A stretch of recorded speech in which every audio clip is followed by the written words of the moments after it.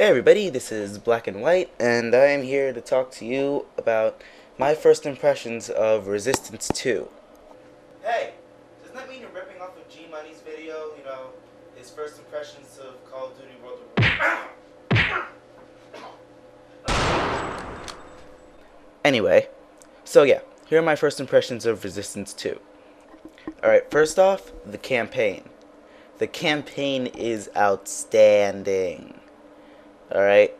I mean, seriously. It's amazing. I'm playing on normal difficulty because, I'm a little bitch. And, alright, so I'm playing on normal difficulty, right?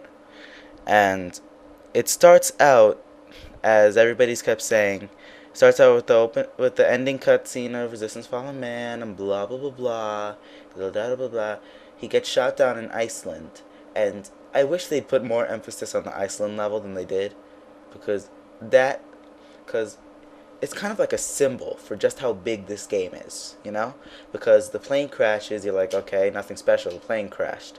Then you look up from the wreckage once you regain consciousness, and my god, there is this huge Goliath that it's like you feel like you don't want to move a muscle, because if you do, this thing, even with all the loud explosions around it, this thing will look at you and it will shoot you into a bloody pulp. But things you have to, because if you stay right there, you're gonna die and you won't be able to continue the level anyway. I mean, the Goliath has to be what, like 150, 200 feet tall? It's oh my god.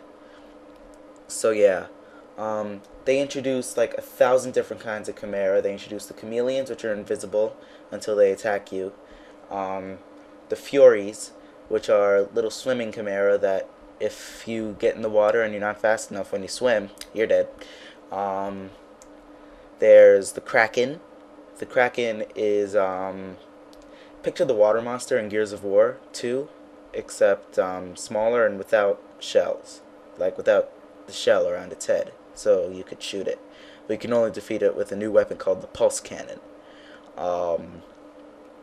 See, they introduced the Ravagers, which are bigger forms of hybrids that have shields and plasma cannons.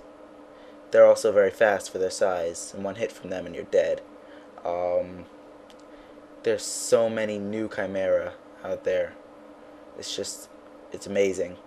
And then once I got, and I mean the gameplay of it is outstanding as well. The gameplay, just wow. They revamped the controls to make them much more intuitive. I mean, now you have to hold L2 to sprint instead of just pressing it, and sprinting is actually more like sprinting instead of somebody who's on speed. And let's see, there's also alternate fire is now R2, which is better because now L1 is free for aiming down the sights. R3 is now melee, I believe. Yeah, R3 is melee. Yeah, there's a lot of influence from Call of Duty 4, and that's a great thing, because Call of Duty 4 had the best shooter controls, if you ask me. Yeah. Yeah. The storytelling is great, if you ask me. I love Resistance's story.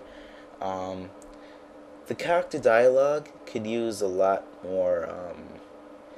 The overall writing could use a little bit more work, because as far as I've gotten, no characters really seem to show much emotion. I mean, there's the part where you're in San Francisco, you're with Dr. Malikov or Makalov or Makalukalaka or however you pronounce it, and you run outside, and he says he sees all the Chimeran battleships destroying San Francisco, and what I would have expected him to say was, "My God."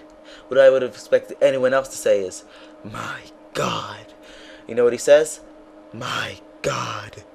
There's there's nothing to make the characters any different from the others. There's no way to distinguish them from any of the others. There might as well not be any characters. What I was hoping was that I mean, I haven't gotten up to the part where Capelli comes in yet, and I know that Capelli is going to be another big character.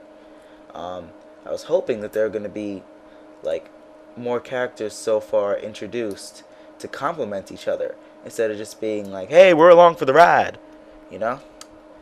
So yeah. But overall, the campaign is really fun.